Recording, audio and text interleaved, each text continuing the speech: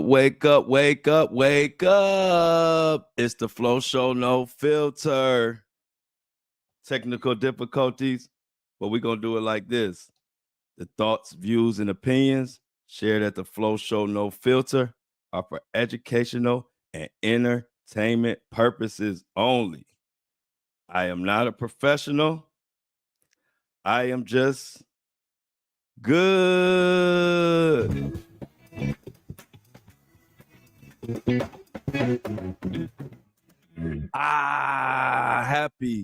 Happy Wednesday, everybody. We are here. It's hump day, little technical difficulties. It was only showing my live to Facebook for some reason, so I had to back it up, and come back in. What's up, Jennifer? Good morning to everybody. Oh, I'm more than all right. I'm splendid. I'm amazing. I'm grateful. I'm blessed. I'm happy. I'm couldn't feel better. I'm ready to take over the world. Whatever words you have for amazing, just say that about 50 times and you understand where I'm at with it. Yeah, I'm great. Thoughts, views, and opinions. Y'all already know. Coming to y'all live. We got one of those shows today. Today is one of those shows where y'all know I always tell y'all about how important it is to subscribe because we can't be dependent on these elites and these big companies and these big corporations because they don't have our best interests. So we got to pay for our own and support our own. Well, it's one of those episodes where you're going to see why I say that, because what I'm about to break down today is something that somebody going to be mad about, because now we got Oprah in this mess. We got Diddy starting all this mess. And not only that, but it also ties to, you know how everybody been saying, where are the kids? Where are the kids? And everybody was talking about those Maui fires. I covered the Maui fires. If you've been following me since the Maui fires were going on, you'll know I covered that. I was one of the first people to break that something ain't right. And I was going viral for saying, like, I think that they did these fires on purpose, or they purposely letting these fires blaze, or they set it ablaze themselves because they want a smart city and that whole debacle. All of it is connected. And I know big corporations and elites and celebrities will not want me talking about what I'm about to talk about today. But you know me, I don't give a fuck. I'm going into it. We about to dive into this rabbit hole. All I'm saying is this information is about to tear you up. Trigger warning. But I don't know if y'all saw the news about the police chief. The police chief that was caught up in that Diddy lawsuit with Ashley, the one we just went over. If you haven't heard about it, the police chief has been dismissed or temporary for his from his duties, being wrapped up in this Diddy lawsuit. But I did some digging, y'all, and it ain't just this Diddy lawsuit. They've been calling out this chief for his connections, allegedly, to Oprah and Diddy and the rest of Hollywood and the elites. This is heavy stuff today. Today's show is what the Flo Show No Filter is all about, because this is crazy. And it pisses me off because the Maui fires is something that I was covering. So I know what happened or what I think happened. And I think it was shady. I think it was foul the way they did those people in Maui with those fires. And it still never sat right with me. As a matter of fact, the Maui fires, before I get into the Diddy and Oprah connection and all of that, the Maui fires, as for me covering it, the Maui fires were the first time.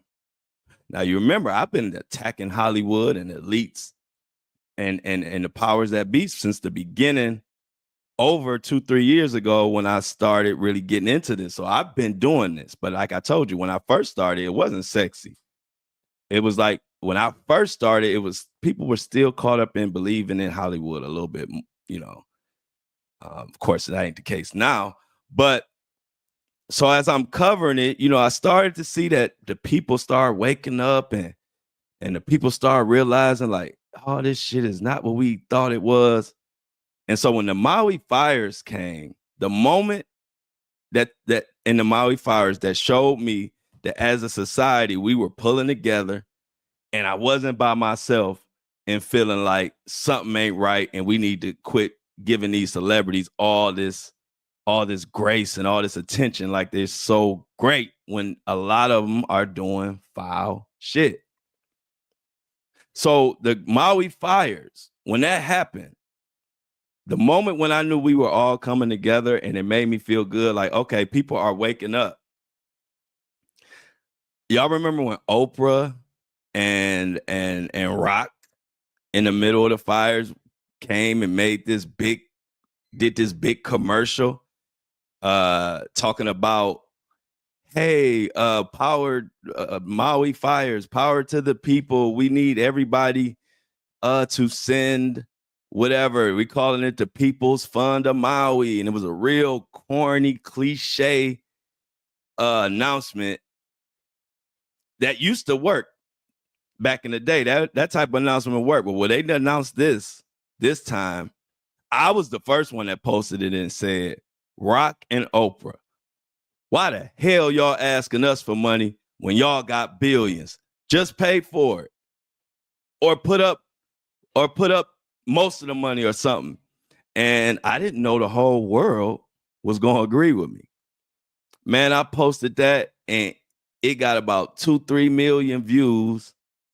And then next thing I know, the whole freaking world was cussing out Rock and Oprah. Shit, Oprah and Rock had to turn off their comments because everybody started saying the same thing.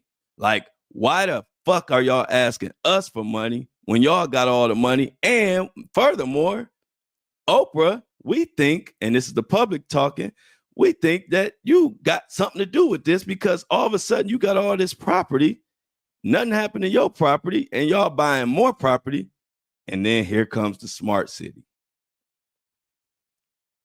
If y'all don't remember that, the Maui fires was shady. But like I said, that was the first moment when I was looking at my comments and I saw all kind of people. I saw Democrats. I saw Republicans. I saw Black people, white people, Latino, old people, young people. Everybody, for the first time that I saw on my page, we were all united in saying we are sick of this elite Hollywood bullshit that they running on us, because they've been running that stuff since back in the 80s and 90s. Bunch of millionaires talking about telling us to donate, and like fools, we were donating. Y'all remember that? They used to do it all the time. But it finally got to the point where they realized that we woke up and we not going for that shit no more. And if you think about it, the Maui fires was the last time you saw billionaires standing up with a smile on their face asking us, who are struggling to eat dinner, asking us to send money when they got more money than us combined. And so fast forward to Diddy. If you don't know, Ashley had, we just went over her case where she was saying she was trafficked and essayed and raped and all of this stuff with Diddy and 3 other guys. And Diddy was mad because she said allegedly that Tupac, she knows what happened, that you killed, that Diddy killed Tupac. And it's just a mess. Well, now the dominoes are starting to fall and heads are starting to roll. And we got to get into it. Kind of reminds me of that story I told y'all back on early on when we first started the podcast. And I told y'all that quick story about how I found out a quick way for me to go out and play with my mom because I always had to have my room clean. And so what I would do is just stuff everything up under my bed. When I first started doing it, it wasn't much to stuff. I just stuff it. It wasn't nothing under my bed. And as I stuffed, as the summer went on, it was more and more trash up under that bed because every day when I wanted to go out and play, I would just put everything, my clothes, food, whatever, stuff it up under the bed. And it would look like my room was spotless. But it didn't take but one time for me to leave a little piece of trash hanging out the side of the bed, little tiny. And my mom went up there to peek at my room and she looked at that piece of trash. She pulled up that trash and looked under there, and my whole get out, go outside quick scheme was exposed. And I was on punishment and it got ugly for me. And she started pulling out every piece of trash. I felt so embarrassed. And she started calling all her girls, all her friends, and telling them what I did and da-da-da-da-da. But when I told y'all that, I was telling y'all I compared that to the Diddy story. If you remember, I said, this is how the Diddy story is going to be. All this trash been shoved under the rug all this time. So everything looked pretty. Everything looked perfect. Until Cassie was that one little piece of trash dangling out the side of the bed. And once Cassie, and I ain't calling Cassie no trash, I'm just using a metaphor. And once that bit of dirty laundry that was Diddy's trash, his dirty laundry got exposed, now everything is falling after that. Once one thing get exposed, they all get exposed. And I like it. So check what's the latest and greatest. This is the key, I believe. Please listen in because this is the key to where those kids, where everybody been asking, where are the kids? But what has been going on with Oprah? This is probably the biggest piece to the puzzle that we have had yet. So everybody listen in and let's break down this whole Diddy Oprah craziness we got going on. So check this out. This is what's going on. Maui mayor, this is from the Honolulu Civil Beat. Diddy is in trouble. Oprah might be in trouble now after this because this dude might start singing more and more and more. So this is what it is. Maui mayor calls for police chief to be placed on leave over Diddy lawsuit. From the Civil Beat by Aaron Nolan. Chief Pelletier is named in the lawsuit alleging criminal conduct connected with the embattled rapper. Mayor Richard Benson has called for Maui Police Chief John Pelletier to be placed on administrative leave in light of recent allegations that he played a role in an elaborate scheme that allowed people to be assaulted by rapper Sean Diddy Combs in 2018. This is law enforcement being caught up and called out for basically being the middleman to keeping these celebrities or people with money from getting in trouble. This was his business, allegedly. So check this out. At the time, Pelletier was a Las Vegas police captain in charge of an area that included the glitzy boulevard of hotels and casinos known as the Strip. On Friday, Pelletier's name was added to a long list of defendants that includes high-profile celebrities such as the Miami Dolphins star Odell Beckham, comedian Drewski, and more. This was originally filed in October in the U.S. District Court. So let me let y'all know what's going on with this. This is the officer that in that lawsuit, I'm going to get to it, but y'all remember Ashley saying there was somebody who posed as an officer. And I saw them with an envelope of money. This is the guy.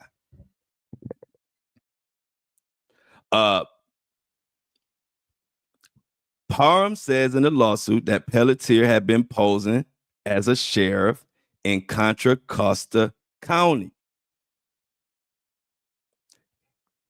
This is in California.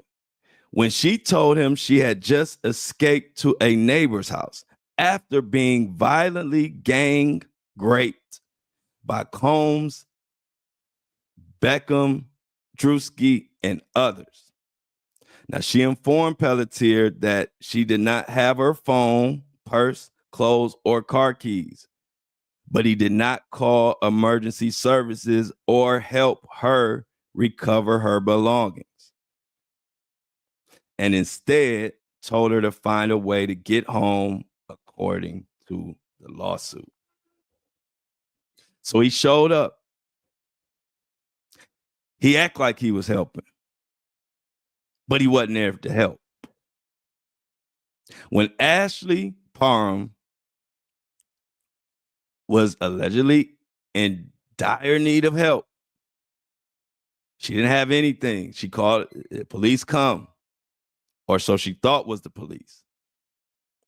His job was to come there, put out the fire, act like he was the police, and save Diddy's ass. Allegedly. Now, according to these documents, Parham said, and this is where this gets crazy.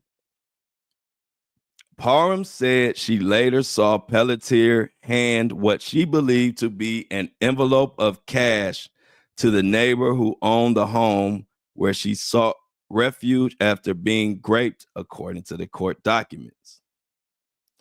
The two unnamed plaintiffs, a mother and a son who are identified in court documents as Jane Doe and John Doe, said they had witnessed Combs and others grape Parham after Pelletier abducted them from their residence in Las Vegas and brought them to the California home at gunpoint in a black SUV. Pelletier told the mother and son that they were being extradited for warrants in California. But when they asked to see the warrants, Pelletier refused and threatened to shoot him. Jane Doe and John Doe were trafficked to several locations, including what they believe was Pelletier's home in Las Vegas, a hotel, and eventually to the scene of the alleged crime or more crimes, Orinda, California. And it is at this house where they witnessed Combs and several others assault Parham, according to the lawsuit. This guy is in the middle of a lot of shit. We ain't even began to go into it on this episode. I'm telling y'all, this guy is literally, in my humble opinion, the smoking gun, or should I say one of them. Because check this out. When Combs attempted to force John Doe to participate in graping Parham, he refused and was assaulted himself. Documents say. A local police officer eventually responded and attempted to talk to the mother and son. But Pelletier interrupted and said all three plaintiffs were suspects in a federal drug trafficking investigation that he was working on. Another lie in the lawsuit. Combs, wrapped up in all of this, got the MPD. They did not respond to requests about what the hell is this. Pelletier, who joined the MPD as a chief in 2021, is way more to it than even what Ashley doing. Now, Ashley, I don't know quite some of the details might be a little sketchy in her lawsuit. I don't know. I'm still waiting for facts to come out. But one thing I know, the names in there, they're dirty. And this chief has way more issues than this situation here. This situation has just brought him and put him on stage, front and center, for all of us to look at him and point and say, what the hell have you been doing, Sergeant or Chief Pelletier? Now, to be fair, let me give you Pelletier's response to this. Let me be clear. The allegations made against me are completely false. And I have not been formally served with my legal paperwork. In this statement, Pelletier expresses disappointment in the decision to call for the police commission to put him on administrative leave. He calls the request premature and unjust. He goes on to say, I understand the importance of transparency and accountability in law enforcement, and I fully intend to cooperate with any necessary process to ensure the truth is known. Pelletier said in the statement, however, I firmly believe no one should face professional consequences based on unsubstantiated claims. He said he remained committed to the department and the residents of Maui County, and he appreciated the support. And now that I got all that out the way, let's get back to business. Because let me tell you another shady thing that this chief was responsible for. We got to go back to the Maui fires. He was the lead person on that. And he made a call that trapped the Maui residents in the Lahaina, whatever that city is. Sorry if I messed up the name of that city, but it's around Maui. And check this clip out.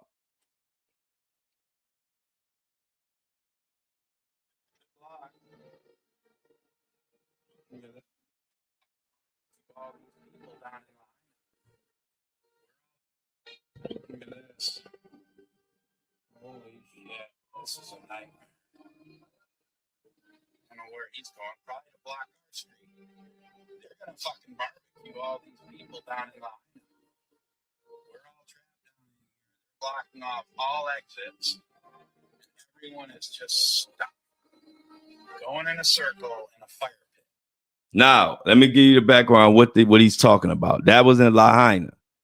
Now, the police chief made a controversial call that everybody, even at the time, said, this ain't right. Something's going on.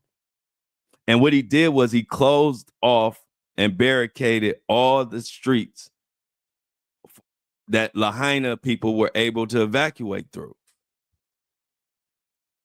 And so what happened was the only people who were able to survive those crazy fires were the people who disobeyed the police and went through the barricades.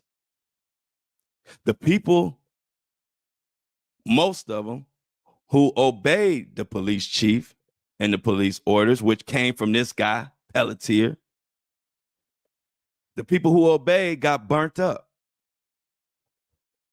And we called out this back when it happened. This was like last year, maybe July, but I believe it was like over the summer. I don't know the exact. I know it was last year, early in the year. And when this happened, we called this out then. We were like, why is the police chief basically setting people up to be unalived? Now his name comes up with Oprah.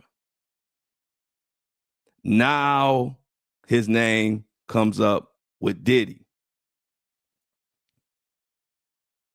And so now we go back and we say, wait a minute. So what we thought was actually what it was.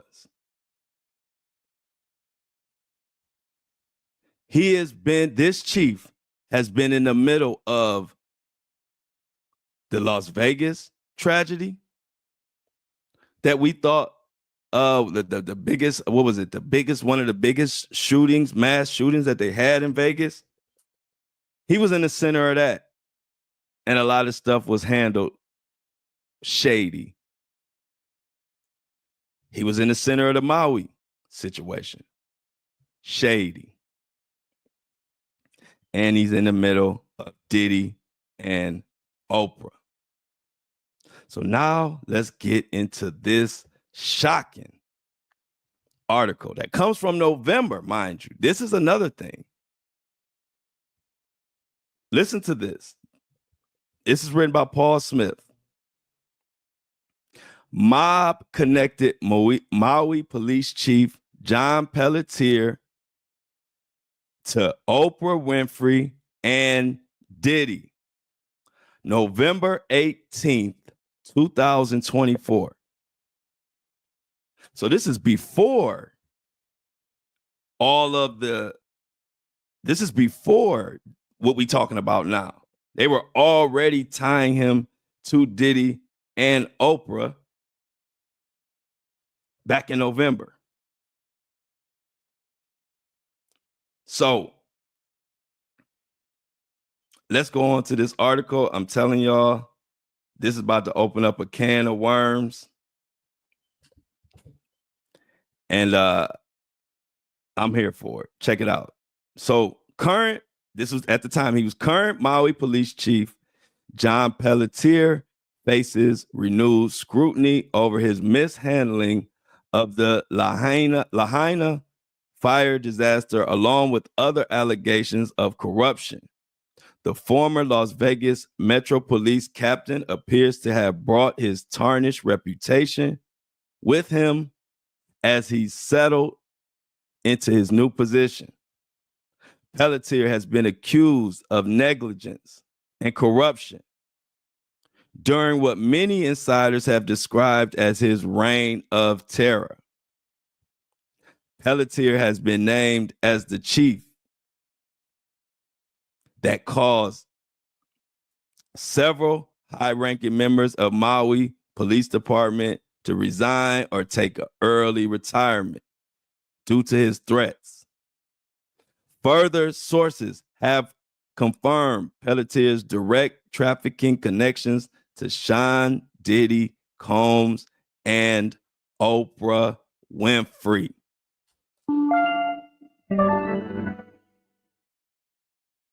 Many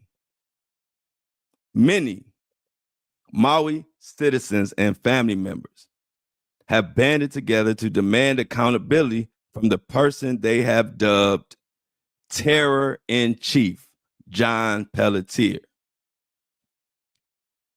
The moniker given to him seems fitting, given the long-running controversies that seem to follow Pelletier wherever he goes. Since his selection as police chief, Pelletier has been hit with allegations of corruption. The Maui Police Commission has been accused of wrongdoing for their role in choosing Pelletier. People are getting in trouble for even choosing this guy. This is November. We in March, headed to April. Allegations of Pelletier's unethical behavior in Maui dates back to 2021,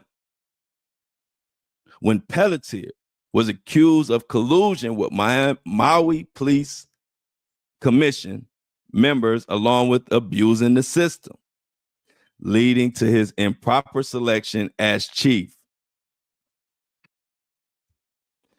Accusations of suspicious flights to Las Vegas by commission members.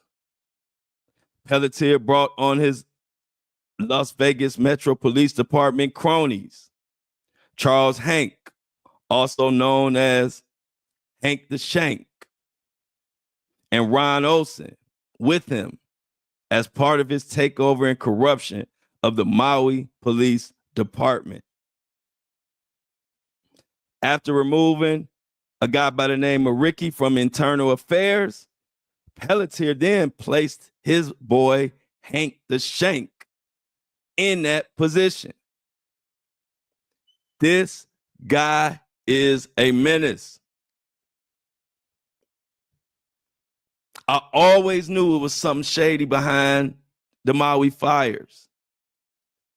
I always knew the only way elites and powerful people could even engage in a lot of this illegal trafficking and stuff they do, they had to have or have to have someone in law enforcement. And now it's starting to be revealed. The grassroots campaign to hold Pelletier and the Maui Police Commission accountable has gained traction, has brought attention to the plight of Maui fire victims. This dude not only was shady with Diddy, but he engaged in shady stuff with Maui, Las Vegas, Diddy, Oprah, and the list goes on. Chief Pelletier, remember the name. He mishandled the Lahaina fire situation, which we figured it was being mishandled because they just trying to build a smart city. They wanted everything to burn down. In February, back last year, a guy named by the name of Derwin outlined the controversy surrounding Pelletier, saying this, and I quote, "We have discovered new info about how the previous police chief was forced into early retirement, how Maui Police Chief John Pelletier was selected, ethics violations, and all type of corruption. Critics of John Pelletier have accused him of lying on his application and his resume, threatening fellow police, and all type of egregious crimes. Pelletier is no stranger to these type of antics. And now he's tied to organized crime. Pelletier's days at Las Vegas Metropolitan as captain, he was allegedly involved in working for organized criminal syndicates. Allegedly, he was known to threaten victims. This guy is tied to Diddy and Oprah. I got to keep letting y'all know that as I read this article.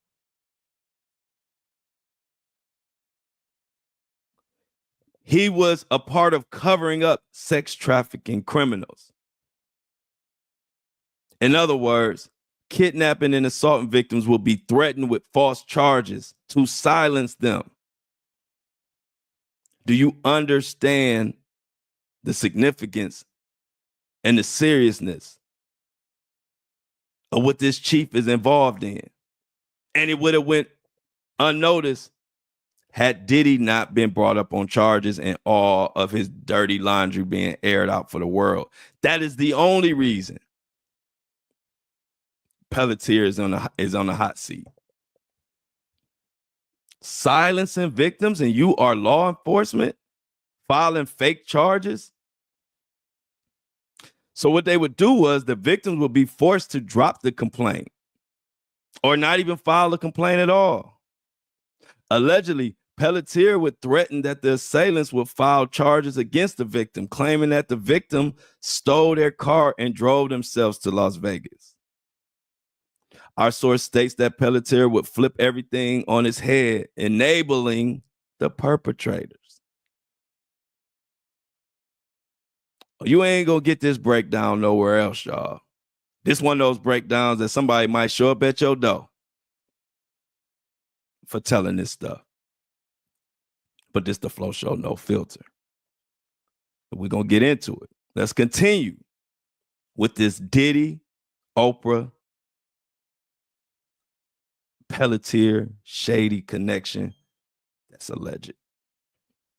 Sources continue stating that Pelletier also served in internal affairs, stating he was, even during times he was not even in that role. They were lying. He lied on his resume, lied on his application. Further, it's alleged that he would misuse police resources including drones, helicopters, in order to stalk targets of the mob. He has also attempted to get warrants and court orders against victims to bust into hotel rooms and settle scores for the mob. Allegations link John Pelletier to Buffalo crime family, a crime family known for running cocaine. And now citizens are demanding answers. Where are the children? And check this out. See, I've been digging. I did a lot of digging. I told you, when it ain't too much to break, that's when I get to do my best work. Because, I got to keep y'all in the loop of what's going on every minute, up to the minute in the Diddy world. But we get a little break. I get to do this. I get to do some investigating, some real journalism. So check this out. This is also connected to this Maui shit and Diddy and this shady dude. I had to break down all the stuff he has been doing. But check out what one of his cronies did. And you're gonna be like, oh my goodness. Check this out. New details in the indictment of a Maui fire chief charged with sex assault and continuous sexual assault of a minor. The new court documents say Battalion Chief Sean Rogers began abusing the victim in 2019 when she was about 12 years old, and the alleged assaults continued for about 2.5 years. Rogers, who is 52 years old, turned himself in today after a warrant was issued for his arrest last week. Rogers is a 25-year veteran of the Department of Fire and Public Safety and was the incident commander during the August wildfires. Today, MFD Chief Brad Ventura said in a statement, "We are deeply concerned about the allegations. Mr. Rogers is not scheduled to work this week, and we will continue to evaluate this situation as more information is available." Sean Rogers is his name, AKA piece of shit asshole. So let me tell you about this guy. You heard he's involved in the Maui fires on the same team as this Pelletier guy that I've spent 30 minutes laying out all type of crazy stuff he been doing. Now you see another Maui captain or whatever. This guy was caught up in a child rape situation, statutory, whatever you want to call it. I don't even know what the name of it is. So nasty. He was dealing with a child at 12 years old. Sexual relationship from 12 to, I believe it was 14. And we wondering where the kids at. This is law enforcement. And I bet you none of y'all heard about this stuff because they keep it on the low. It goes further. So that happened like last year with Sean Rogers, who just caught up from the Maui, whatever. Now, this is where it gets even shadier because I did more digging because I said, okay, he was arrested. He was charged, but what was the end result? Do y'all know? And I think it was December of last year, they temporarily dismissed the charges against this captain with this known relationship with this 12-year-old. They dismissed it, saying that they're temporarily dismissing it because the family or someone took away the application for what do you call it? Restraining order. They had got a restraining order against this pervert, and somehow they took that away. And then the lawyer did something. The defense and the prosecution, they all worked together, I believe. When I read into it, it didn't make no sense. But the bottom line is they have temporarily dismissed the charges, not saying anything about that he was innocent or he was cleared, They dismissed the charges on a technicality. And then they said that the prosecution has 60 days to refile.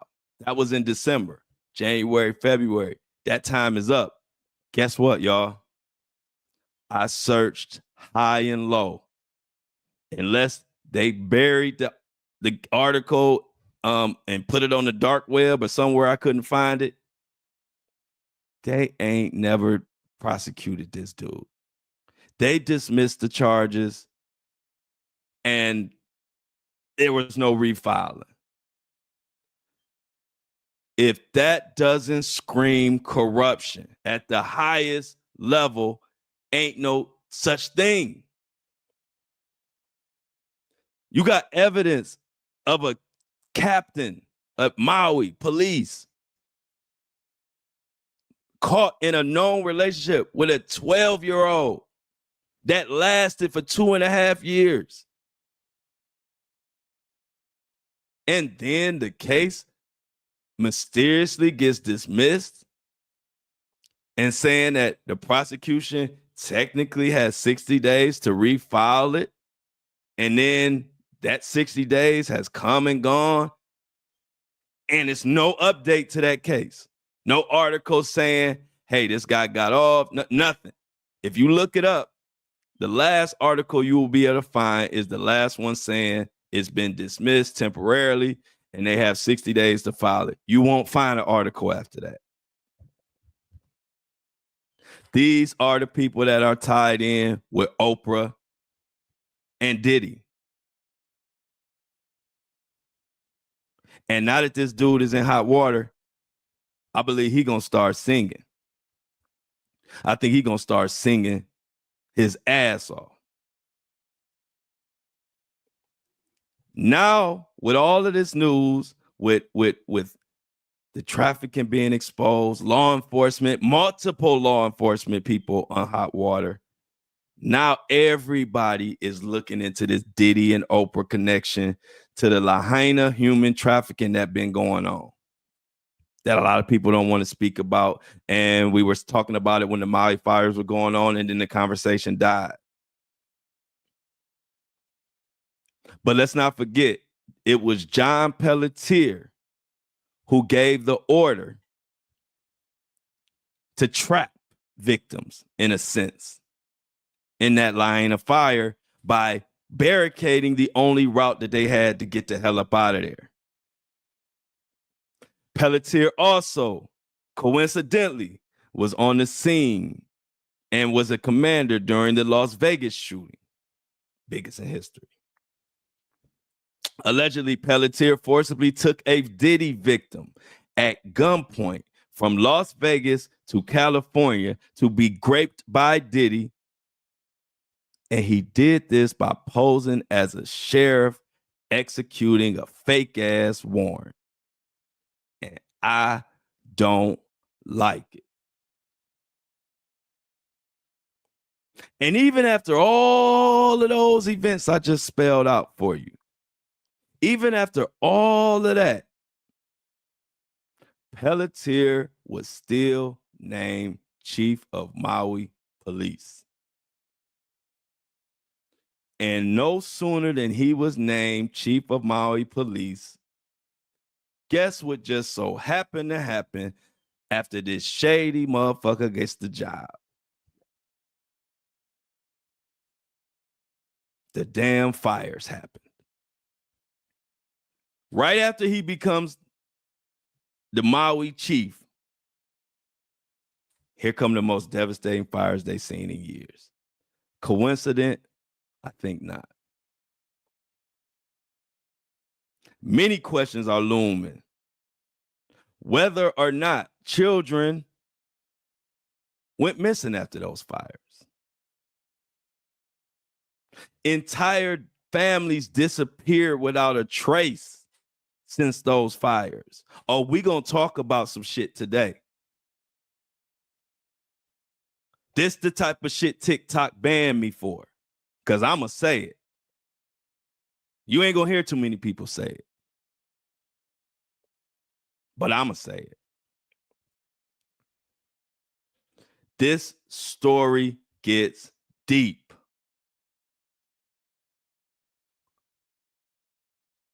And to know that this guy has came up in a Diddy lawsuit, and think about it. If it wasn't for the Diddy case, we wouldn't know about John Pelletier. I was screaming top of my lungs, standing on the top of every mountain, screaming something went right in that Maui situation. I didn't get much feedback about John at that time. They were protecting his ass. But now that he's been caught up in this Diddy mess, now people are coming back saying stuff like, there was so much that happened to the indigenous locals of Hawaii after those fires. And y'all know who ended up with a lot of that land? Dear old Oprah. Same one that asked us to give up our money. See, it's funny. You know what this reminds me of? When stuff gets exposed, it's kind of like my uncle did. Y'all know I got stories. I always got stories. But this is what happened.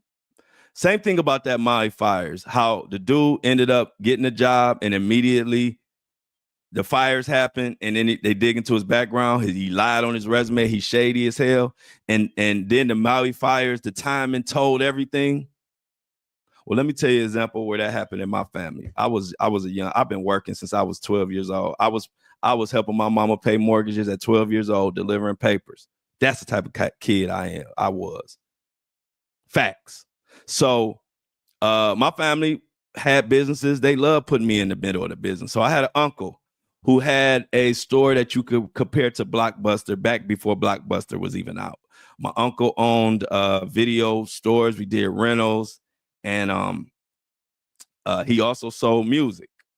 And as a young kid, and this is why I look back and I've always realized I was just an old ass soul, because I was only 14 years old, about to turn 15, when he hired me to work at his store. It was called Hits Music, like hits, like hit records. It was called Hits Music. And he had workers who would work. Say this one guy, I don't remember his name, but he would work he worked Friday nights and Saturday nights. And Friday nights and Saturday nights, if you own a business, restaurant or anything, you know, pretty much Friday night and Saturday nights in most mom and pop businesses are where you make the most money. And one thing my uncle knew about me is he always knew I was honest as hell. I ain't gonna take $1 from you. You ain't gonna take $1 from me. And so he hired me. I said, Uncle Art, I'm too young to be watching people. I'm 14 years old. My job was to keep track of 30-year-olds. That's how much trust my uncle had in me. But I'm stay with me. I'm getting to a point. So what was happening was every Friday and Saturday, my uncle would make about maybe $1,000. And it got to the point where he felt like he should have been making more. And even some days he might have only made $600 or $800. But a funny thing happened. The minute he hired me to work with that guy on Friday and Saturday, the very first day we made $2,000 the day I worked. Even the guy tried to play it off. He said, man, you good luck. We making money now. Then the next Friday that we made $2,000. Saturday, we make another $2,000, $2,500. Then the next Friday and Saturday, because I only worked Friday and Saturday night. Next Friday and Saturday, $2,000 more, $3,000. By that third week, my uncle fired dude. And I was so young and naive, you know, I don't know shit yet. I ain't lived life. I didn't pay attention. What really would happen? I said, damn. I had got close to the guy. We had worked 3 weekends in a row. You know, everything was cool in my mind. And my uncle said, when I went up there one Friday, I was by myself showing a new person how to work. And my uncle said I had to fire, let's just say his name, Tony. I don't know if that was his name, but my uncle said I had to fire Tony. I said, dang, what happened? He said he was stealing. I said, how'd you know? He said for 3, 4, 5 months straight, he never made no more than $1,000 on a Friday and Saturday. He said the first day you worked there to watch and see what's going on, we doubled. And then the next day we doubled. And then the next weekend we doubled. And he said by the time the third weekend came, I know he was stealing that whole time. I said, damn, I didn't even think about that. And that's the funny thing about timing. Timing will tell on your ass, especially if there's history there. So how does that story tie in? Just like the guy, this shady ass chief that's been connected to Oprah and Diddy and with this trafficking and all in these lawsuits. Now we looking at the time, and the minute you hired as Maui police chief, after already having a shady ass history, immediately this mysterious ass fire comes that everybody figuring that it's more to it than just the fires. Timing is everything. So I'm gonna ask again, where are the children? And hold up one second. Y'all know I always got to shout out the people that make this possible. The people that allow this podcast to keep going and making it what it is. And it's the subscribers. So I always got to name all the subscribers. The subscriber of the day, please subscribe and keep truth alive. I will shout you out. Nothing means more to me than the subscribers of this podcast and this podcast in general, because it's doing great things and it's giving me an opportunity to make an impact that I always dreamed of making. Well, now the dream is happening with my eyes open. And so I always take the time to thank not only the subscribers individually, but also the shoppers who are shopping on andidon'tLikeIt.com. The famous phrase that I've coined that everybody, they know me as and I don't like it. They know that more than they know Flo. You say Flo, they be like, huh? The dude that say and I don't like it. Oh, him. andidon'tLikeIt.com. We got the t-shirts, the hoodies. We got the Flo Show No Filter coffee mugs. We got the Flo Show No Filter hoodies, all on And I Don't Like It. So I'm shouting out everybody who's supporting, because I told y'all one thing about me, I ain't a salesman. I don't do sales pitches. My sales pitch is just the truth. I want to have subscribers and subscription base and my own merch and do everything be self-sufficient for my community and my subscribers, so we always could come to the table every morning and talk about whatever. Because I guarantee you, if I took on some of these big corporate sponsors that want to sponsor me, they wouldn't want me talking about this Oprah being tied in with this shady ass Maui fire chief guy and Diddy. It would be after this episode, I would get a call or email, hey, we didn't really like that. Can you take that down? So to avoid that, we being self-sufficient over here, and I appreciate everybody keeping truth alive. But let me shout you out. Subscriber of the day and the subscriber I'm shouting out. Please subscribe if you want your shout out. But subscriber of the day today is a young lady by the name of Linda W.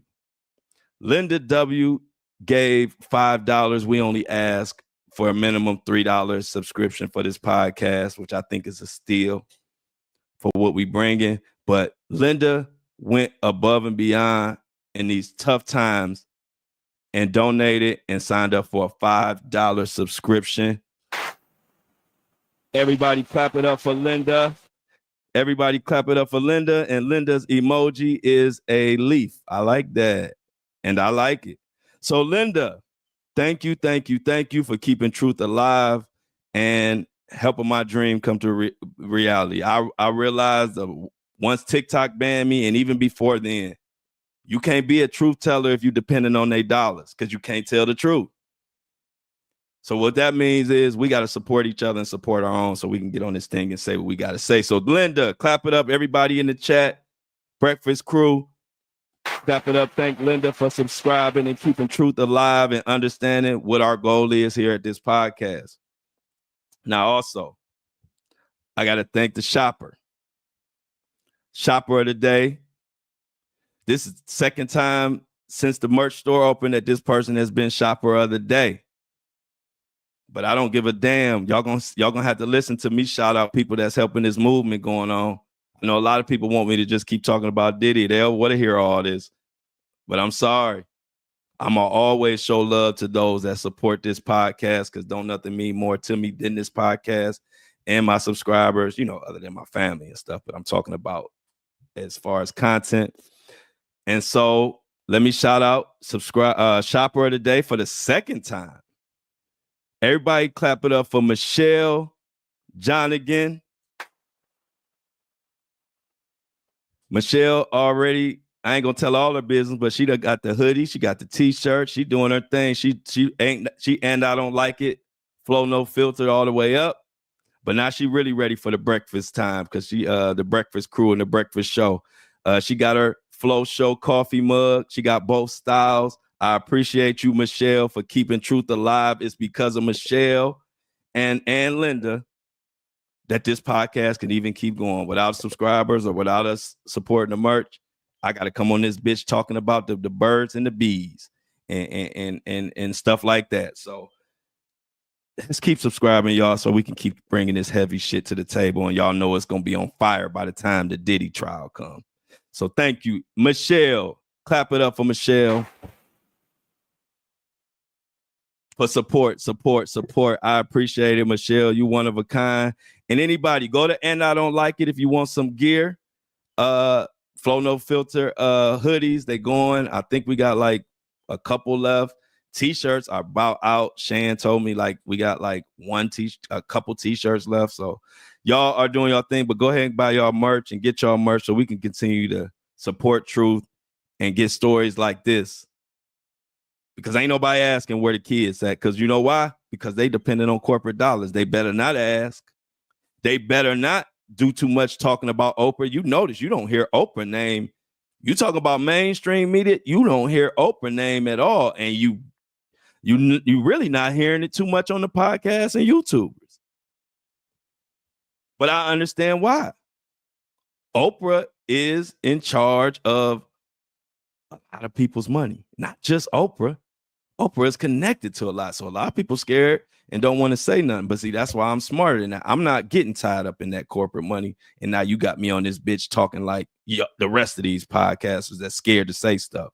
I ain't that one. I don't give a damn. If I can't say what I want to say, I'm not doing a podcast. Y'all know me by now.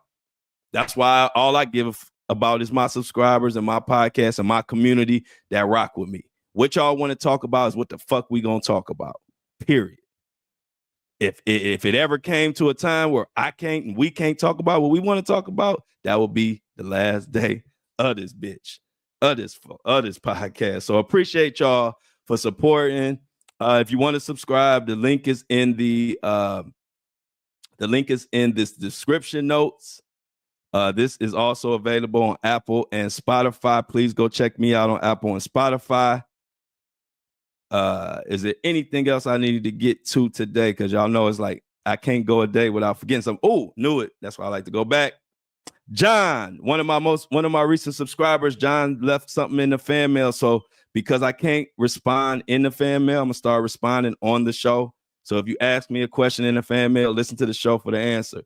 So he says, yo, Flo, this is John. You know how to listen to the premium content on Spotify instead of using the website. I can say I really don't, John, but all you have to do is email buzzsprout@support.com and they will help you out. They are a great group. They help out. They kind of got that old school service, where you feel like you're really being taken care of. So, John, hit them up and they will explain to you the workaround and how to get it on your shop, Spotify. I appreciate the question. Just want to throw something out there, too, about Jay-Z.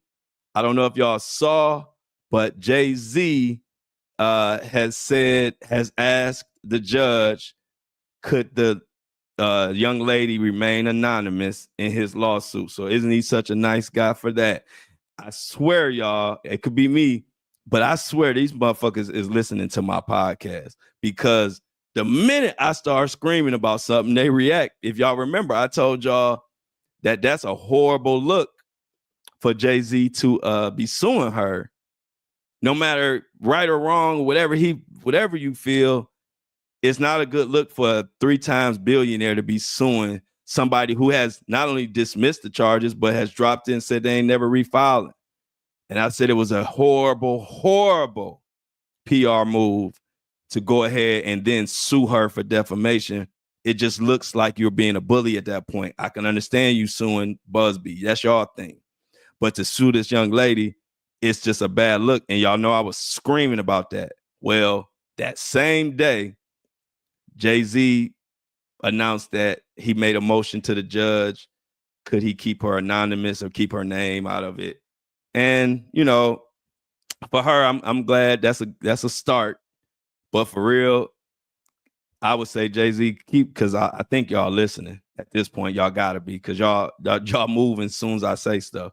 So listen, just drop the one with the girl, man.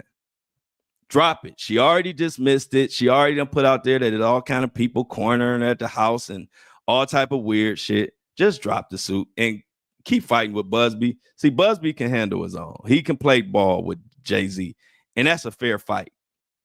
But this poor young lady who has already withdrawn her lawsuit, and it's already filed in a way where she can't refile it.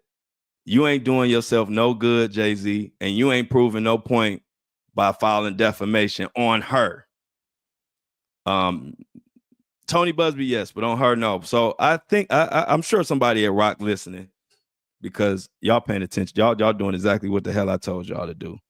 Lay off of her.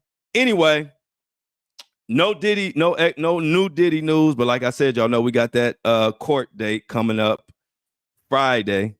And so let's pay attention, y'all. I need y'all out there who love these stories and love to get justice and want to protect the people like I do.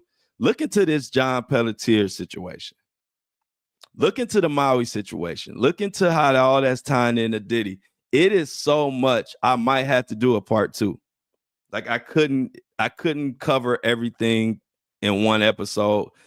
It's like a 3-episode type of situation, but I want y'all to look into it, because one thing that a lot of y'all have been asking me is where the kids are, where are the children? I think we are a lot closer today to knowing that answer than we were yesterday. And with that being said, I appreciate everybody. Apple and Spotify, if you want to join me live, I'm here live 7:30 a.m. Monday through Friday. Today was the first time I was ever even 2 minutes late, and it wasn't even my fault. They sent my stream out to Facebook. They didn't send it to YouTube, so I had to shut everything down and come back in. But other than that, I'm here. And I love y'all always.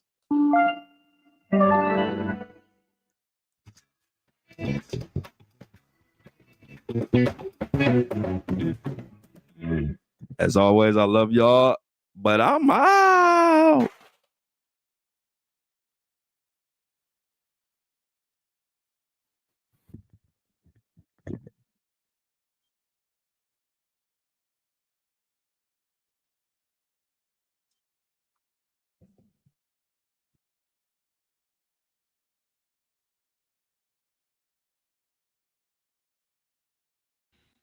Another one in the books. Hold on one second as I get Apple and Spotify loaded, y'all. Another one in the mother freaking books.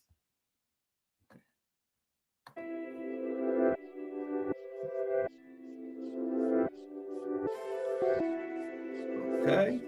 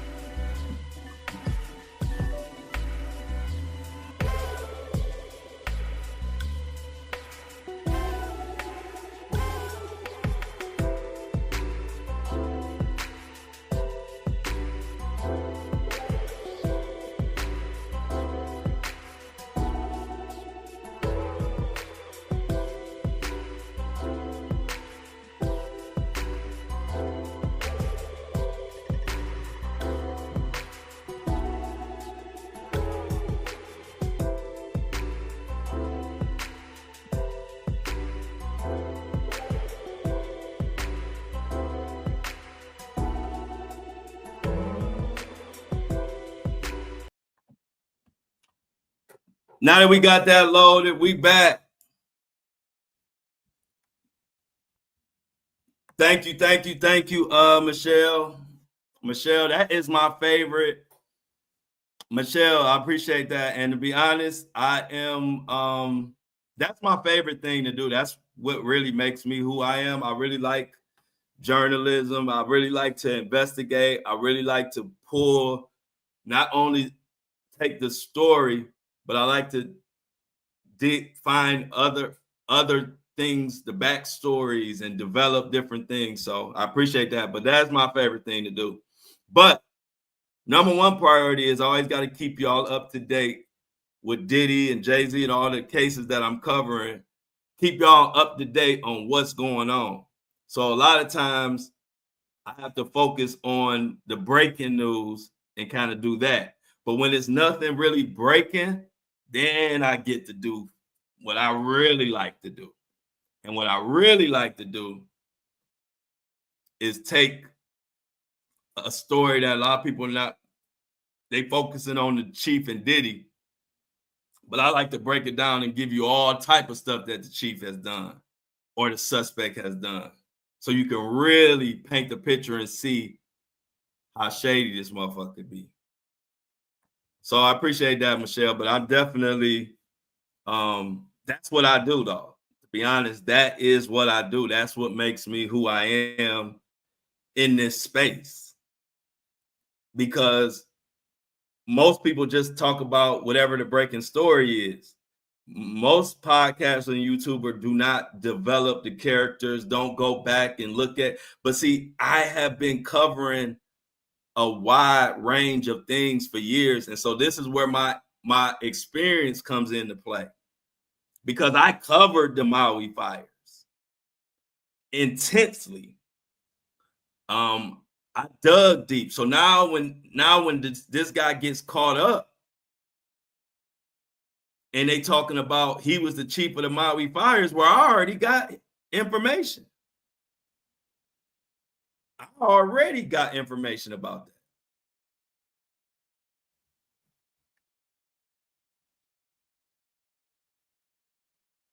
Man, they better not. No. Let me. I'm glad Shauna brought that up, cause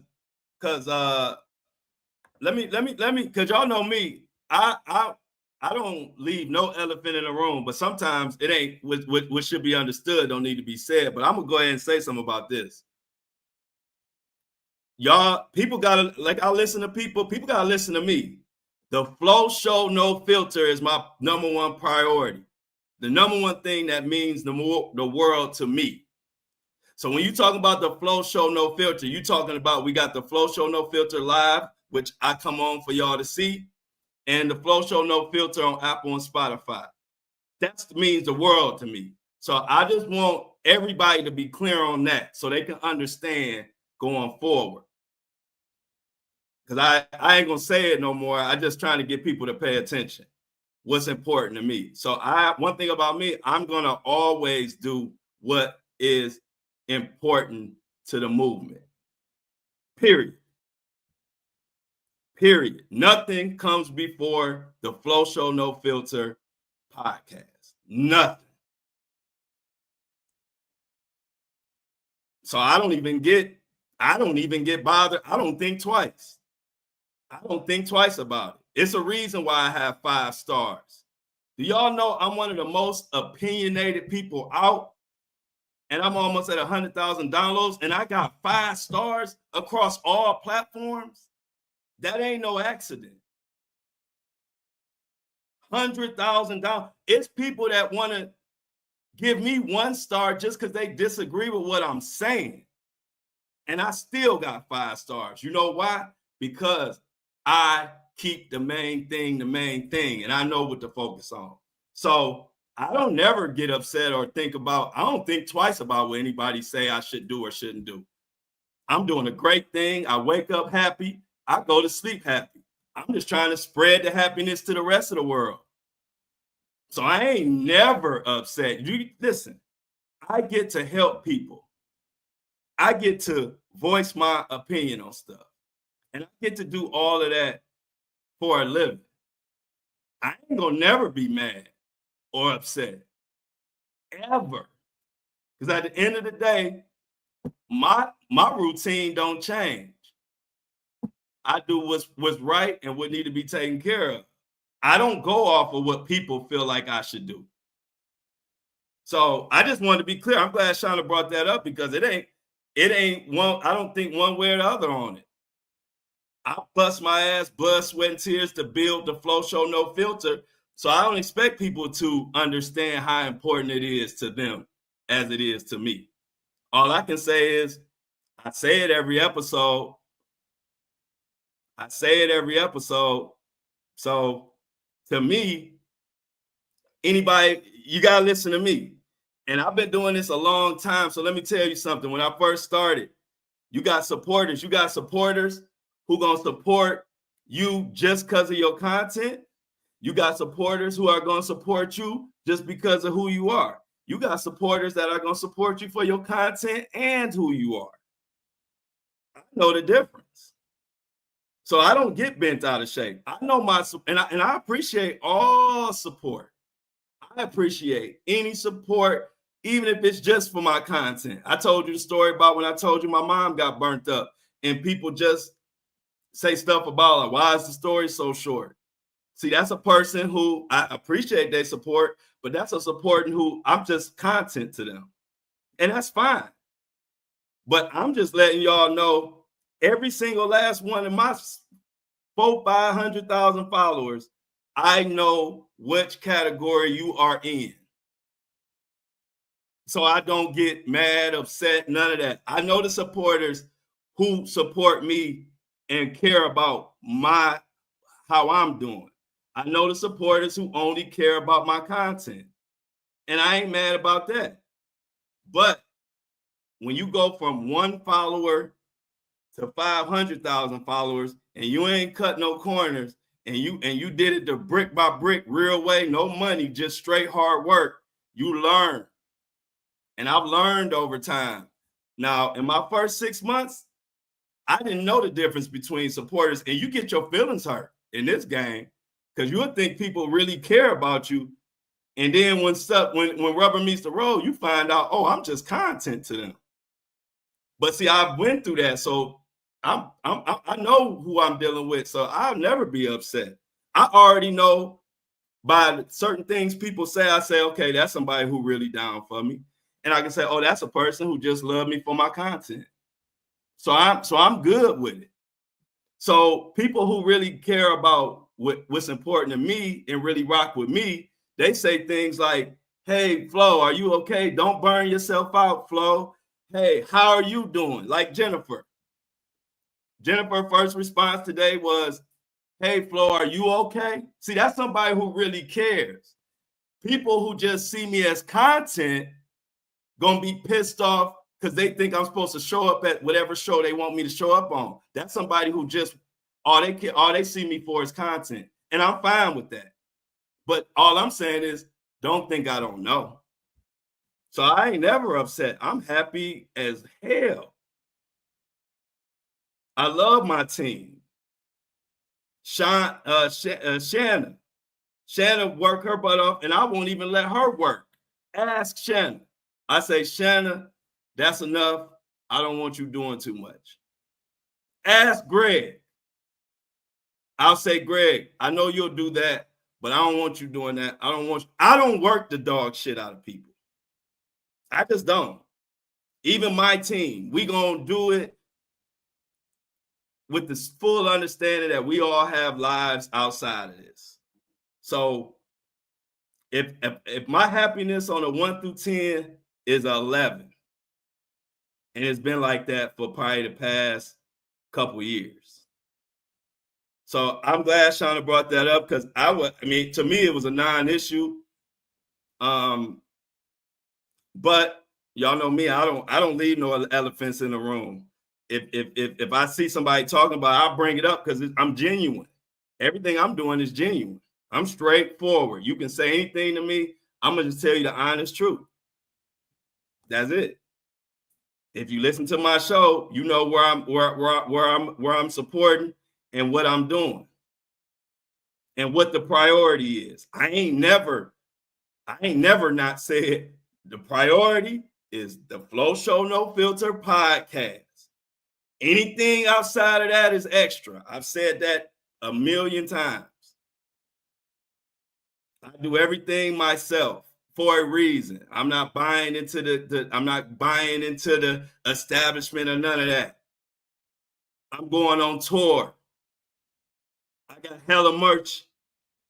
And I do a fire ass show for an hour to 2 hours every Monday through Friday.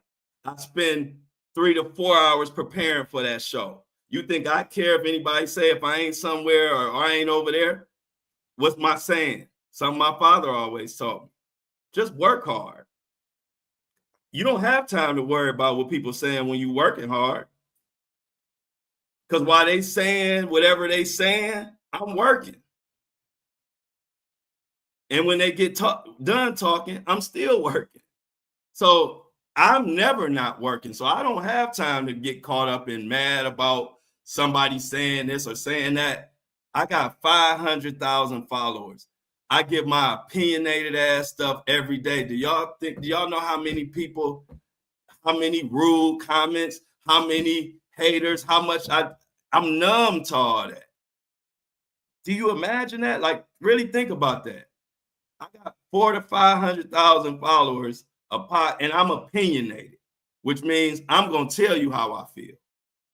So I don't get caught up in what people saying and doing. That's their right. But then I also have my right to do what I need to do for where I'm putting my sacrifice and all of that into. So like I said, I appreciate all the support. Even if you just support me for content, I appreciate that. But understand, I'm wise enough to know the difference. So before you even tripped, I already knew where you was at. I know who really, really down and actually give a fuck about me. I could tell the difference. So I appreciate those. I appreciate all the followers. I appreciate all the support. But you know one thing, no filter is always no filter. No filter gonna mean if you ask me a question or you bring something up, I'm gonna give you a no filter response. I don't lie. I don't do sales pitches. I tell you exactly what it is because ain't nothing better than the truth. So I'm gonna say it again for the last time. The Flo Show No Filter is my pride and joy, is my everything, and my subscribers and the people that support the merch of the Flo Show No Filter and the And I Don't Like It movement. Anything outside of that is extra. That's the only way you do that's the only way you have 5 stars. But if I get spread or try to put too much priority on stuff that ain't priority, now my podcast slipping. I'm not never gonna do that. I'm working with Shan. I don't want Shan to have to be worried about on this chat and doing this and that and trying to do the shirts and all that, man. We gonna handle it the way it need to be handled. I love Shan.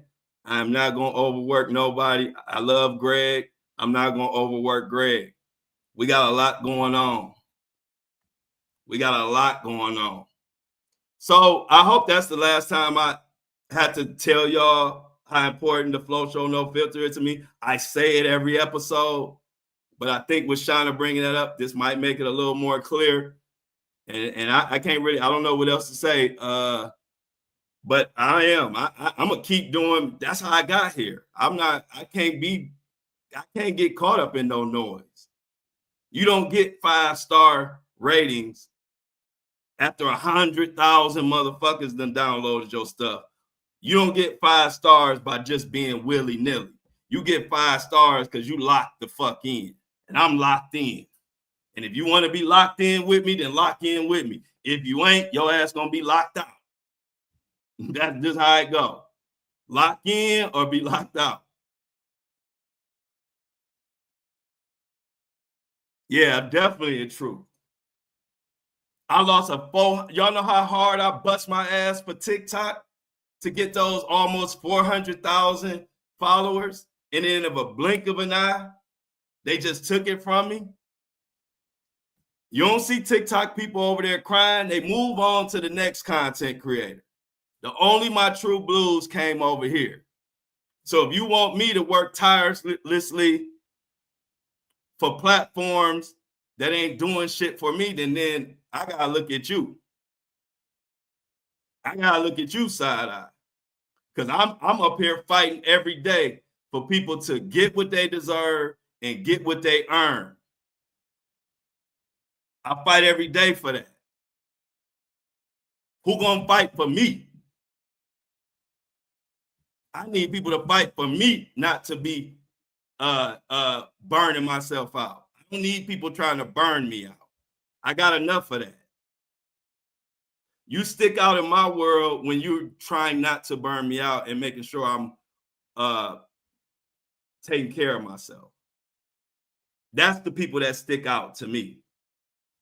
I don't have anybody burn me out. Everybody, I got 100 million people that tell me to burn myself out, run me straight to the grave. They won't care.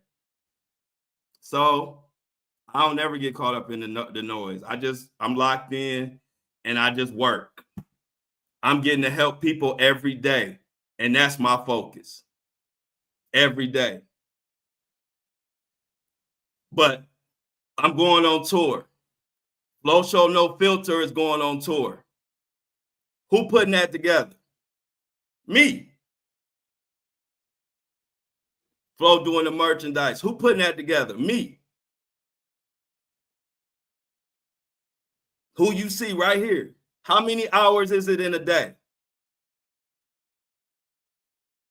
If you count sleep, count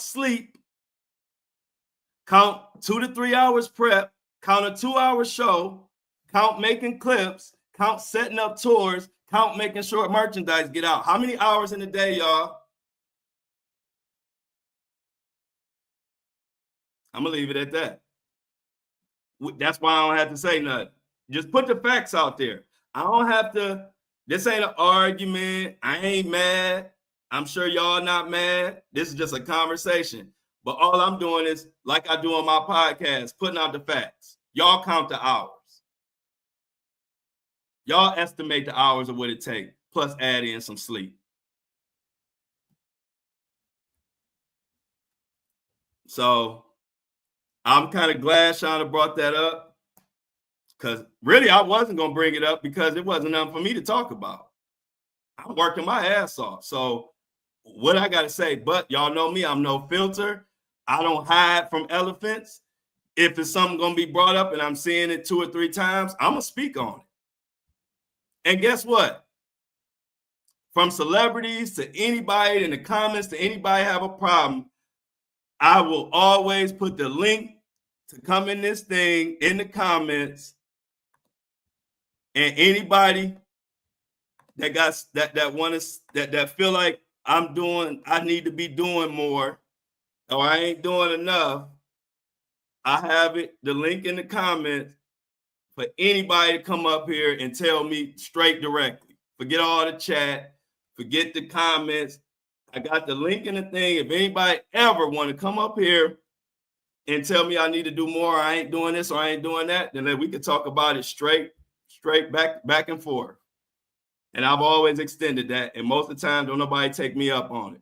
But I'm always willing to talk because I love explaining my side, because everything I do is with purpose and intention.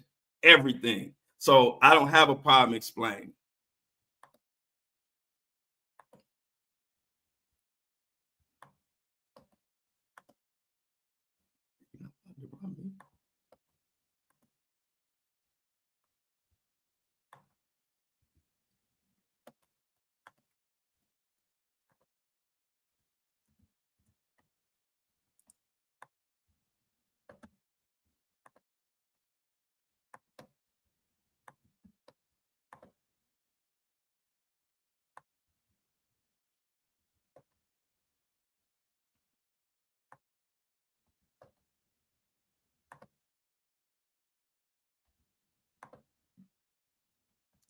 Apple and Spotify is loaded. Apple and Spotify is loaded. The link is there. That's why I don't get, the link is always there. I like talking about it. Like I said, I am too blessed. I have too many outstanding, beautiful supporters. I can never be mad. I have so many supporters, I can't even count them. I have the best supporters. I can never be mad. I love it. I just don't have any airplay or any energy for anything outside of people genuinely trying to support. I just don't. I've been around the block. I know how to handle this thing. I know how to handle this situation, how to handle even being in this position, because I don't get caught up in that. I don't get caught up in the hype. I'm here to bring justice, to bring awareness, and to take the Flo Show No Filter as high as I can take it. And that's what I'm here for. Anything outside of that is extra. I do stuff for the love because I love my people, but ain't nobody gonna work me to the ground. So y'all don't even gotta worry about it. But I appreciate the ones who hit me up and be like, Flo, don't burn yourself out. It means a lot for y'all that y'all even say that. But I'm telling you, don't worry about it. I come from a good family. I come from good stock. Ain't nobody gonna make me do nothing that I ain't comfortable with doing or I can't do. Nobody. And I don't get upset about it. I don't get mad about it. Like I told you, I appreciate that people give a fuck. So let me be clear. I don't get mad about that. I appreciate that people care if I'm on live or if I'm not on live or if I'm at the show. Because what do I always say? People don't have to give a damn. People could not give a damn if I'm on or if I'm off. And I wouldn't want that. So it's never an anger. It's never a mad. It's just straightforward. A lot of people ain't used to getting straightforward truth because they think, people tend to think straightforward truth mean mad, and it don't. When you're a genuine person, straightforward truth, just you want to know the truth, I'm gonna just tell you the truth. That's it.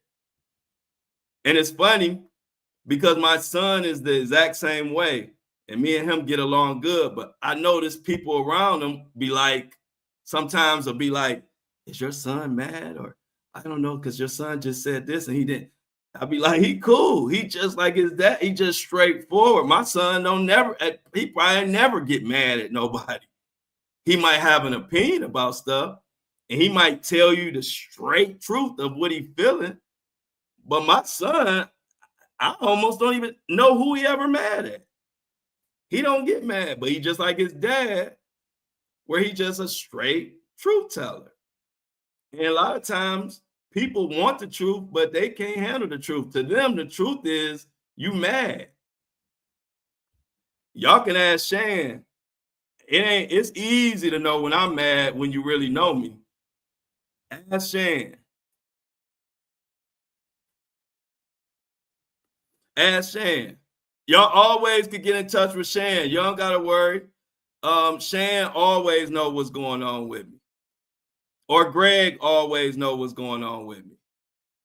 So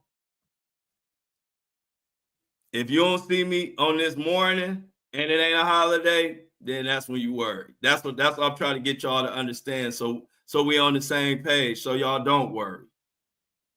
If it ain't a holiday and I don't upload no Flo Show No Filter, then it's time to worry. See, I'm just a straight shooter, so you'll know. If it ain't a holiday and I don't upload no Flo Show No Filter podcast, that's when it's time to worry. Call everybody, figure out what the hell going on, make sure I ain't unalive. And so, yeah, Greg be incognito, yeah. But Shan, that's my sis. Shan gonna know everything. Shan know everything, just like I know everything was going on with her. So Shan will always know. But I'm just telling you, if I ain't only time you need to be worried is if I don't upload a podcast and it ain't a holiday, something ain't right. Because I ain't missed a day. And I only missed a couple holidays only because I want to make sure I don't burn myself out. But I don't really like missing no days on my podcast. I have to force myself to take holidays off because I really want to upload every day. I would upload through the weekend if I didn't understand that I have to watch myself and not burn myself out. But to be honest, I could upload a podcast episode every day. I just know I can't do that and still keep the level and keep it at the high level it is if I burn myself out. But yeah, so if it ain't a holiday and you don't see no podcast episode, then it's time to call the police. Okay, K Marie. Stay blessed. Thank you, McKay Marie. Have a good day. Stay blessed. Keep your head on a swivel. And today I didn't even get to announce. I forgot to announce the tour. I was supposed to announce the tour starting on the podcast today, and I didn't. I forgot to announce it, so I will announce it tomorrow. But first date is going to be in Detroit. First date announced, I should say, is going to be in Detroit. I'm working on getting feedback from venues now. I don't know if y'all sent Shan any venues, but I'm talking to a couple venues in Detroit area as we speak, and I'm gonna let the listeners and fans and supporters decide where I'm going.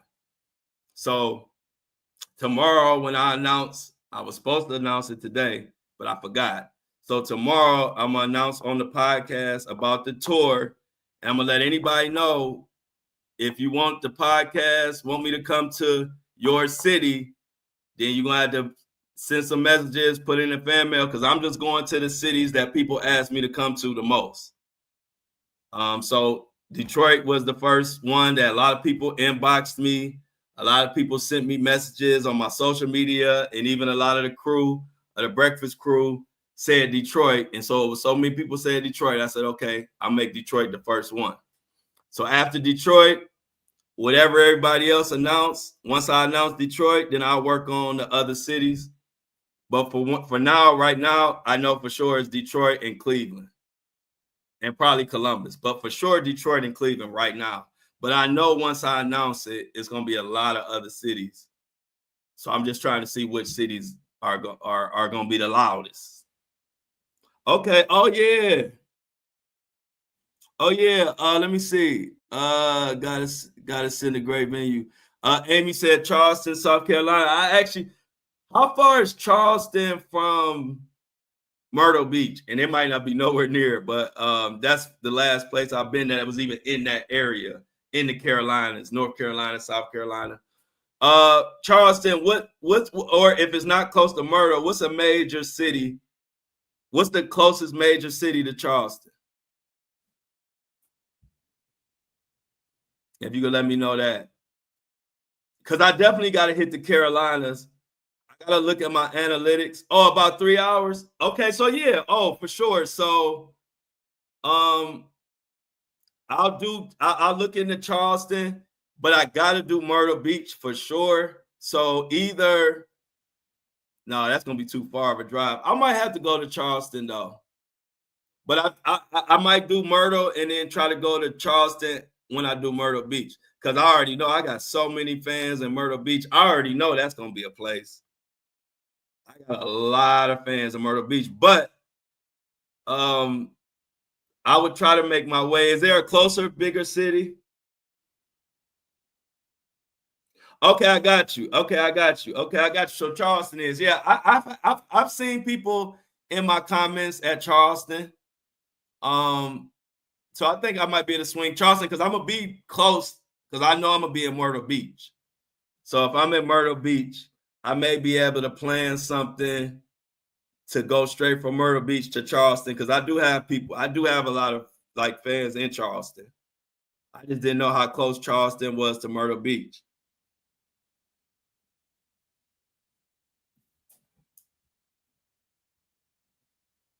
Oh yeah. Thank you, Not Dreamer, and Not Dreamer one of the day ones. See, that's that like I already know Not Dreamer would be one of the ones I would put in that category. Like I know Not Dreamer is actually not only just down for me for my content, but she actually care about my well-being and who I am as a person. And so you really value those type of supporters. Like I said, Not Dreamer, I don't know if it's besides Shan and True, Not Dreamer might be my longest standing supporter. So she know me. She know me. She know what I stand for. She know what type of dude I am. And I ain't changed from 2.5, 3 years ago. And I ain't gonna change today. I'm gonna be the same. Now Dreamer the same flow. Now Dreamer ran into 2 years ago when I ain't had nothing. This the same flow with a popping podcast and 500,000 followers. I'm still the same flow. So I appreciate you, Not Dreamer, because I don't get caught up in all that mess. Like I literally do this for y'all. Like I really do. If anybody knows me, like Shan knows me. Shan know I don't need to be seen. I could just be in audio world with my podcast and be just as happy. That's just how I'm wired. I'm not here to be seen. But I also appreciate my supporters, and I try to give more and more that I can give to them. But to come on this video, this is strictly fans. This is strictly support. This is strictly my love to my people who support me. Because if I didn't have genuine love, I would wake up in the morning, do my hour podcast, and keep it moving. I wouldn't even pop on screen. So this is because I really enjoy talking to my supporters, getting to know them, and all that. Because other than that, Shan will tell you, I don't need to be seen. I'm not that type of person. So this is why I didn't come out with a video at first, because it's not important to me to be seen. I just want to be heard. So I'm even doing this tour because my fans have held me down for 2 years plus. So I want to get out to these cities and meet them. I don't do it to be seen, because I could never go on tour and I'll be just as happy. And anybody that knows me know that is facts. I just like to get the job done. I really care about what I do. And I don't have to be seen. Like, that's not my thing. But when it comes to my supporters and my fans, I'm gonna give a little extra every time, because I genuinely appreciate it. But don't get it twisted. Shan to tell you, I could be a ghost and be fine. I'd just be a voice in somebody's speakers for the rest of my life, and I don't need the fame. I don't do it for that. I do it for my fans, my supporters, and my purpose. That's it. My fans, my supporters, and my purpose. I don't do this to be famous. I don't do this to be seen. I don't do this to say, look at me. Because if I was, my podcast would have been video from the day one.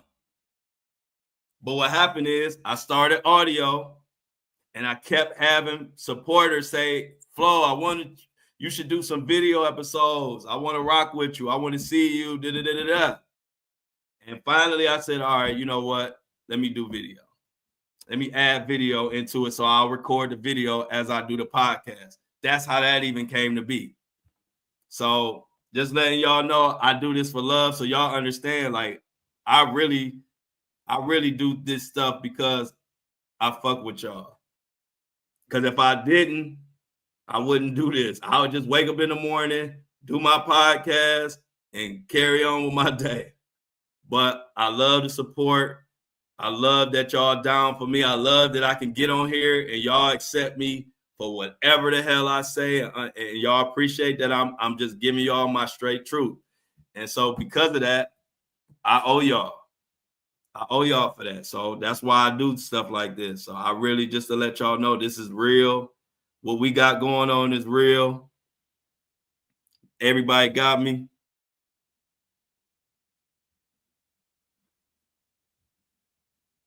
Yeah, for sure. Oh, it's good. This good convo. This great convo. This is why when I put y'all on the panel, I don't want to be on there, because I like learning how y'all are, what y'all about, what y'all think. That's how I learn, watching people, observing. And I don't want to be on there throwing off the chem. I want to watch. I want to learn my supporters, what they like, what they into, what they not into. That is the key. So to me, conversations are good conversations. Like, conversations don't bother me at all. I like having them.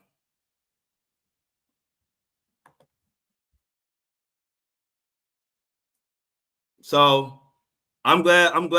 Like I said, I'm glad Shauna brought it up, because I would only talk about it if y'all bring it up. Because other than that, like, I didn't think it was a reason. I didn't feel like it was nothing that needed to be said. But thank you, Shauna, for even bringing that up there, and I appreciate that, Michelle. We're gonna continue to rock. One thing, like I told y'all from the beginning, you got a podcaster, got a content creator who ain't afraid to tell you or anybody exactly the truth, and I like that. I like people that's honest with me. You don't got to tell me just what you think I want to hear. Tell me the honest truth. That's how I learn. I can't learn from fake news, or I can't learn from phoniness. I can only learn from honesty. So I appreciate when people be straightforward, because I'm a straightforward person. Oh yeah, the panel. Hey, look, the panel days is gonna continue. Ladies' night is gonna continue. Not Dreamer. Hey, not Dreamer. You must have had some coffee this morning. I ain't never seen Not Dreamer in on the breakfast show with this much energy. What been going on with Not Dreamer, y'all? What's that coffee? What kind of coffee you drinking, Not Dreamer? Always. Hey, Michelle said, wait for the wine down. Oh, look, I told y'all, I knew it. I knew Not Dreamer had some good coffee over there. Oh, yeah, Not Dreamer comes in on fire. Soon as Not Dreamer turn her camera on, it's on fire. Not Dreamer come in, what we used to call Not Dreamer come in hot. I told you. Hey, look, and see, that's the thing. I will read people like a book, just my loved ones and my people. I knew Not Dreamer had coffee. You know why? I know Not Dreamer's more in the energy level. See, I pay attention to all of y'all. Whether you know it or not, that's one of my gifts. My brain pays attention, even when I don't know I'm paying attention. And I study, I know everything about y'all. So I know Not Dreamer's energy. And I know today she had some good coffee, because she always come in hot. But she came in extra hot today. She had that, she Tuck said she on that Flo Pacino. Hey, y'all, I got to come out with my own coffee. Hey, look, that's going to be the next thing, y'all, like down the line. But I got to come out with my own Flo Pacino coffee. Yeah, she does. I like it. Yeah, I love Not Dreamer, man. Ain't nothing like passion and energy. Ain't nothing like it, especially when it's genuine. Like Not Dreamer, just like I say how I am, Not Dreamer been the same way for the 2 years I know Not Dreamer. She ain't never switched up one time. I know exactly what I'm getting. Just today, I got a little bit extra Not Dreamer. Yeah, I know that. I was like, hey, look, I was like, I hope the titties ain't out. I was like, I'm about to get banned. I was cracking up though, because I actually was just listening on that part. Like I wasn't watching. I had my phone down and I was just listening. And then next thing I heard about rubbing titties and all that, I said, whoa. But I ain't tripping about it. I know my team got me, so I ain't even had to worry. But I was like, damn, did she pull boobs out on my YouTube channel? But I wasn't even worried. I know y'all gonna take care of me. I wasn't even worried. I ain't even pick up my phone thinking nothing was wrong. I was just laughing. I was like, that's Dreamer. I love Dreamer though. I love everybody that follow me, which like I always tell y'all, that's why I'm just honest. If y'all want to know something, I'm gonna speak on it. This ain't no sales pitch over here. We just family. This is my family, my extended family, ever since my real family kind of fell apart. Once my granny died, this is my extended family. And one thing about my family, we gonna talk and we gonna be straight shooters, but we love each other. But we gonna be straight shooters. You're gonna ask me a question, you're gonna make sure you want to hear the answer. And don't be talking about you think I'm mad, because I ain't. I like talking. I love clarity. Like I love to, if you wondering where I'm coming from, ask me. I'm gonna tell you exactly. And that's what I want out of y'all. I love it. So, like I said, Shan, no, I'm the type that if I'm mad, I'm gonna tell you I'm mad. Like you ain't gonna have to read between no lines. I'm gonna tell you what I'm mad about, why I'm mad, and how we can fix it. That's how I am. I ain't one of those people you got to read between the lines and wonder if I'm mad. Shan will tell you, because Shan has seen me when I was upset at somebody. I'm straight shooter. You don't have to figure it out. I'm going to tell you. I don't want you to have to figure it out. I want people, when I'm mad at them, I want them to know. I'm that type of person. I want somebody to know I'm mad. When I'm mad, I ain't about to hide it. I'm gonna tell you what you did, why I ain't like it, and that's that. I ain't about to be playing 21 questions, sitting there with an attitude, but I ain't saying nothing. That ain't me. Like I said, ask Shan, she'll tell you. She'll tell you like, nah, I know when Flo mad, cause it ain't hard to know, cause I'm gonna tell you exactly that I'm mad and why I'm mad. So I just love the whole crew we got. Everybody got their role. Mini Me keep us up to date on every freaking story that's going on. She's a blessing to the crew. She sends prayers. She helps everybody. If they got an ailment, Mini Me gonna tell you what to use. Shauna was the first one on the morning when I did my video. Shauna was the first one on the first episode. We did the first episode. It was just me and Shauna. It wasn't nobody else. It was literally me and Shauna early in the morning. And she was on time. So Michelle, always been supportive. Jennifer, Amy, we them boys, Felix, Lauren, all these names I'm remembering just off the top of my head. C Tuck, some of our newest members. C Tuck in the building. Like I said, it's growing and it's growing. We got Sybil, Felicia. We got the other G Money. It's like I said, when you got it like that, I'm just being so honest with y'all. I could never be mad. Like I'm so fulfilled in what I'm doing. I can never be mad. And I just really want y'all to know that. So I don't want y'all to ever even think. I'm too happy for my closest people to think I'm mad. I'm happy as fuck. Let me be straight honest with you. I'm happy as a motherfucker. Is that clear? God has blessed me in a way that I never saw coming. It's not a second go by I'm mad. For real. Not a second go by. I ain't mad. I'm happy as fuck. Matter of fact, I spend more time cultivating and taking God's blessing further my mind is so much on that, I don't even have time to be mad. Like, what? Mad? Why I'm gonna be mad at? Ain't nobody got it better than us. When I say us, I'm talking about our community. They need to be mad. I ain't mad. Let them be mad. Yep, I agree with you, Nadreema. I'm private too.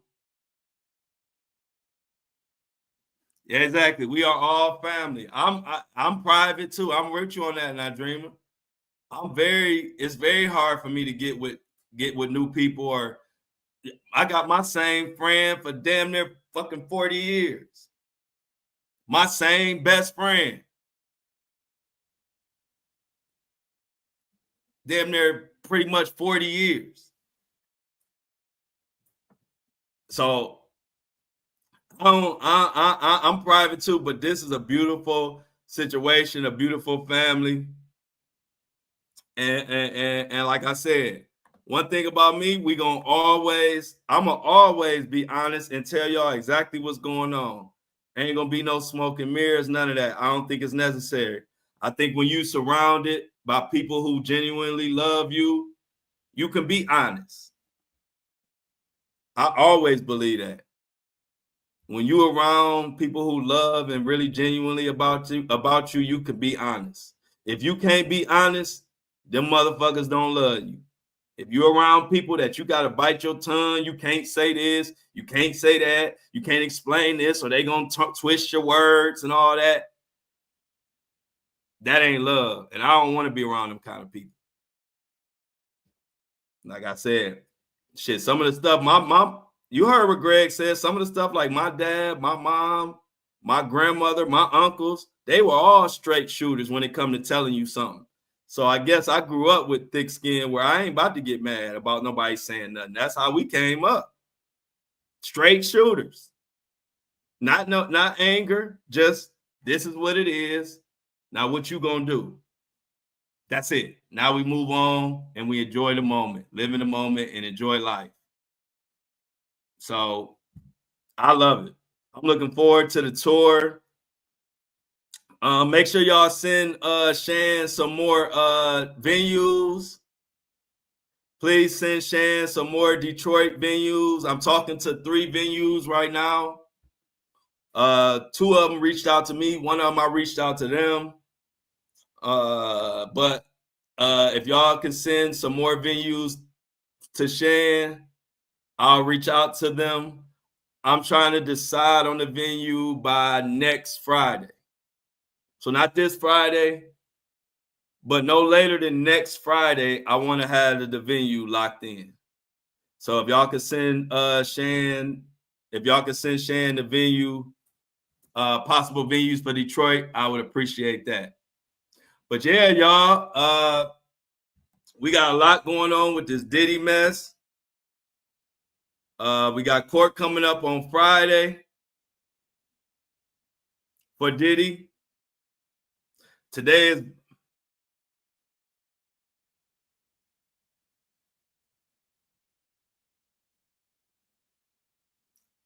whoa, hold up, y'all. Check this breaking news. Check this out. Oh my God. Jay-Z's accuser heard on tape saying he never raped her and claims her attorney pushed her to file the lawsuit. Now they saying it's a tape now. This is the tape. Check this out. This is from the Jasmine brand. The woman who alleged Jay-Z raped her in 2000 when she was 13 years old is heard on a recording confessing that it never happened and her attorney pushed her to sue. Now, in the recording obtained by, and see, this is the thing, y'all know ABC News has been Team Jay-Z. So I'm just throwing that out there. This is coming from ABC News, Team Rock Nation. So just put that, I'm just putting that carrot out there before I continue. Now, one private investigator asked, he was just there, but he didn't have anything to do with any sexual acts towards you. To which the woman identified as Jane Doe responds, yeah. She then says attorney Tony Busby was the one that kind of pushed me towards going forward with him with Jay-Z. She later dropped the lawsuit with prejudice, so she can't refile it. Busby has since called the woman's claims a blatant lie, adding, as far as the suggestion that I pushed Jane Doe to bring a case against Jay-Z, that is a blatant lie that is directly contrary to all the documentary evidence. Meanwhile, Jay-Z's attorney, Alex Spiro, we've all agreed that his name is Spiro, right? So we're going with Spiro. Alex Spiro says the tape speaks for itself. She says in no uncertain terms, Mr. Carter did not do this. It's effectively a lie. And the only reason Mr. Carter is even involved in this is because she was pushed to be involved with him. The truth had to fully come out. This person cannot be allowed to sort of hide from reality. This was a false accusation. Carter is suing the woman and Busby for defamation claims they both deny. Now, before I get out of here, it could be a multitude of things. First of all, it could be true. That could be a real tape. That could be really her saying that, and that's really how she felt. Let's throw that out of the way. So that's what ABC's saying. But let's say what else it could be. It also could have been they showing up at her door. She's scared as hell. Because it kind of sounds like that. Like, not only are you going to say it didn't happen, but if you're scared and they pulling up on you with private investigators and you don't know what's about to happen, then what do? Take it a step further and say, as a matter of fact, Tony Busby made me do it. So that could be the case. The last thing could be, it could be somebody else. We don't know for sure if that's Jane Doe. But let's say if it is Jane Doe, two options. It could be true, or it could be she was there and they were pressing her and scared the hell out of her. And she came up with saying, you know what, it didn't happen. As a matter of fact, Tony made me do it. Because if a woman is sitting alone with 3 or 4 guys, private investigators, I'm sure she's scared out of her mind. But that's just breaking news. So y'all know I'm going to dive more into it. But that shit just literally came across the desk.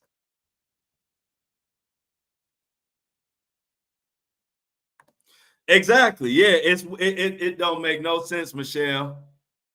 It don't make no sense, Michelle. Now, Dreamer said the last scenario. Yeah, I got to look into this one.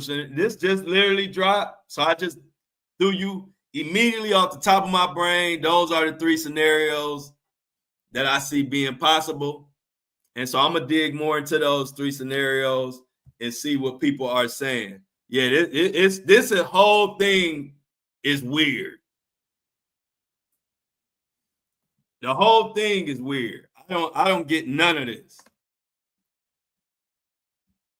Let me see what some of the public is saying. It's just broke. So let's see what in general, some people saying false claims ruin lives and reputations, even when the person is found innocent. It should be a crime.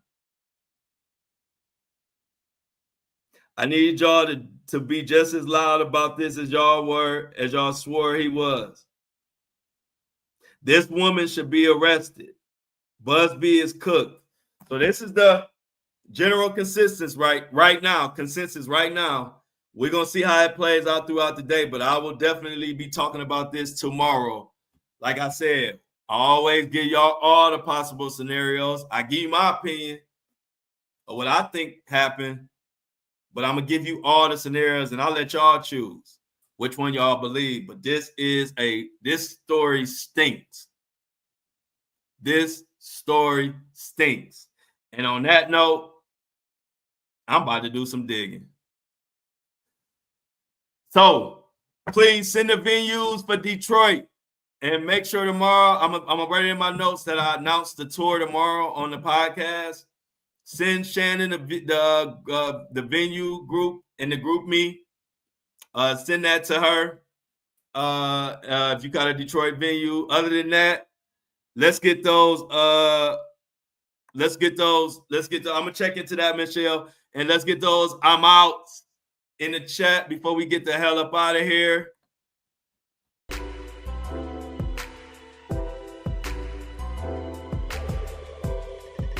Okay, cool. Jennifer says she's back to work, so she'll be listening to it in the ER. Let's get them I'm outs in the chat. I can't until I see 10 I'm outs. I can't leave. Get the I'm outs, please like it. Facebook people, please like and share the live. After this live closes, please come back to this post on YouTube or Facebook and leave some comments. They help push it out, but we're doing an amazing job, y'all. Like I said, I couldn't be happier. We're going to continue to work. I'm about to check on Shan. I believe first batch of orders going out tomorrow. And pretty much all the orders are going out this week. So I can't wait till y'all get y'all merch. I love the merch. It's looking good. I can't wait till y'all get y'all coffee mugs. And I gotta get my coffee mug so I can sip in the morning with y'all. So as always, I see the I'm outs. Everybody have a good day. Much love. Love y'all and I'm out.